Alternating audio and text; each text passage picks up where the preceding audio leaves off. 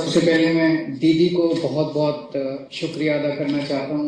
इतना वार्मली हम लोगों को वेलकम किया, इतना प्यार, हमेशा दीदी का प्यार मिलता रहता है हम लोगों को। हमारी बड़ी बहन की तरह है दीदी। अ, आज कलकत्ता मेरा इसलिए आना हुआ क्योंकि आप सब लोग जानते हैं, जब हमारी 2015 में सरकार बनी थी पहली बार दिल्ली में, जैसे ही हमारी सरकार बनी, इन लोगों ने नोटिफिकेशन, केंद्र सरकार ने नोटिफिकेशन पास करके, एक नोटिफिकेशन, सिंपल नोटिफिकेशन पास करके दिल्ली की चुनी हुई सरकार की सारी पावर्स छीन ली कि हम किसी ऑफिसर की ट्रांसफर पोस्टिंग नहीं कर सकते, अगर कोई ऑफिसर गलत काम करे तो हम उसकी डिसिप्लिनरी प्रोसीडिंग नहीं कर सकते, ये सारी पावर हमसे छीन ली। 8 साल तक दिल्ली के लोगों ने संघर्ष किया, हम सुप्रीम कोर्ट गए। 8 साल के संघर्ष के बाद सुप्रीम कोर्ट ने हमारे पक्ष में ऑर्डर किया, दिल्ली की जनता जीत गई।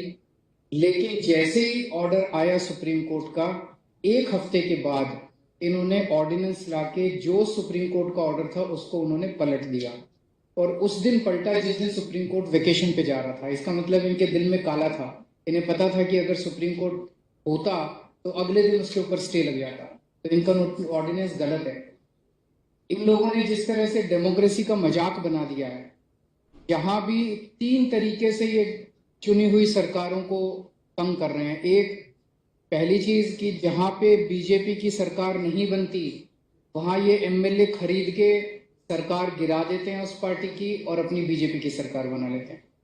दूसरा, जहां बीजेपी की सरकार नहीं बनती वहां ये ईडी और सीबीआई को इस्तेमाल करके दूसरी पार्टी के एमएलएज को डराते हैं, धमकाते हैं, उनको तोड़ लेते हैं और उनकी सरकार गिरा के बीजेपी की सरकार बना लेते हैं। तीसरा, जहां बीजेपी की सरकार नहीं बनती वहां कानून का गलत इस्तेमाल करके, गवर्नर के जरिए ऑर्डिनेंस पास करके, ये तरह तरह से उस नॉन बीजेपी गवर्नमेंट को काम ही नहीं करने देते। हमने वेस्ट बंगाल में भी देखा गवर्नर कैसे तंग कर रहे हैं, हमने वहां भी देखा, पंजाब में भी देख रहे हैं, पूरे तमिलनाडु में देख रहे हैं, तेलंगाना में देख रहे हैं किस तरह से गवर्नर तंग कर रहे हैं। और अब दिल्ली के अंदर इन्होंने जो किया वो तो बिल्कुल ही जनतंत्र के खिलाफ है। एक तरह से ये बोल रहे हैं कि हम सुप्रीम कोर्ट को भी नहीं मानते। तो ये इनको बहुत ज्यादा अहंकार हो गया है, और अहंकार जब हो जाता है आदमी को तो फिर वो बहुत स्वार्थी हो जाता है, फिर वो देश के बारे में नहीं सोचता। तो मैं समझता हूं कि आने वाले समय में देश की जनता को ये देख के अब इस अहंकारी सरकार को हटाना चाहिए।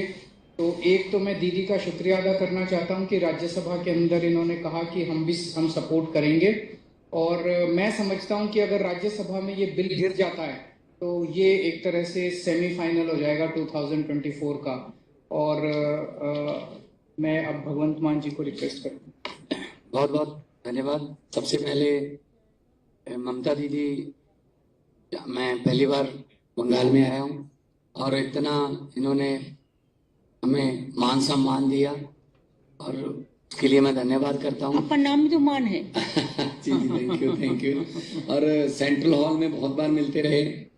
लोकसभा में जब मैं था तो बहुत से गलत जो बिल आते थे उनका मिलके तृणमूल कांग्रेस के साथ मिलके हम उसका विरोध करते रहे, वेल में भी जाते रहे और हम बहुत से बिलों को वापस भी करवाते रहे।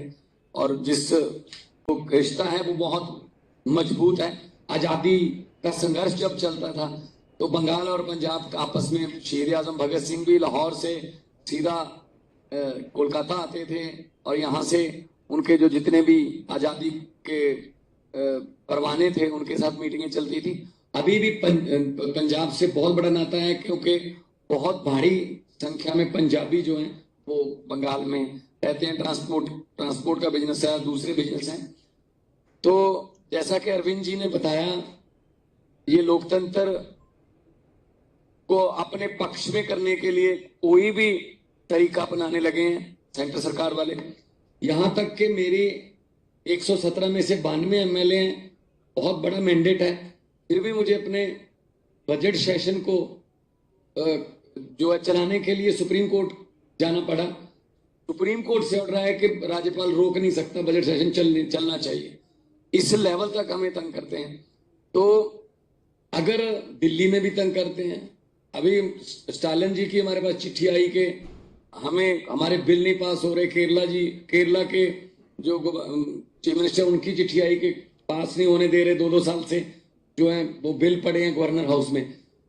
तो मैं ये कहना चाहता हूं आपके सामने, अगर 30-31 गवर्नर और एक प्रधानमंत्री ने देश चलाना है तो करोड़ों अरबों रुपया चुनाव पे क्यों खर्च रहे हैं? फिर 30-31 गवर्नर और एक प्रधानमंत्री चला ले मुल्क को, देश को। फिर लोकतंत्र का अभी बाहर जाके विदेशों में जाके ये लोकतंत्र का बहुत ढिंढोरा पीटते हैं कि देश सबसे बड़ा biggest democracy in the world, लेकिन जब यहाँ आते हैं तो जाके देखते हैं कि किसी को काम नहीं करने देते।